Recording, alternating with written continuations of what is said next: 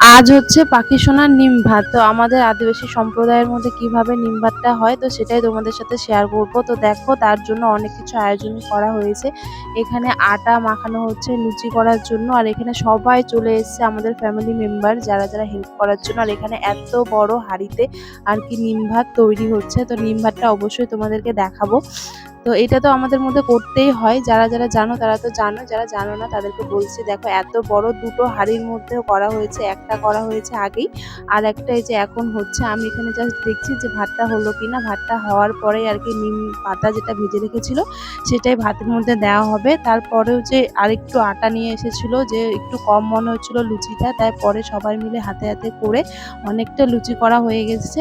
আর তার মধ্যে আবার ওর বাবা এক টিন মিষ্টি নিয়ে এসছে, তো সেটাই আমি তোমাদেরকে দেখাচ্ছি। দেখো হাত দিয়ে তোমাদেরকে একটা বের করে দেখ। পাখি বাড়িতে এসে তাই সবাই ভীষণই খুশি, তার জন্য সবাইকে মিষ্টি খাওয়ানো হবে। তো আমি এটা সবাইকে দেখাচ্ছিলাম তাই। তো চলো পরে কি কি হচ্ছে পরে নেক্সট ভিডিওতে জানাবো।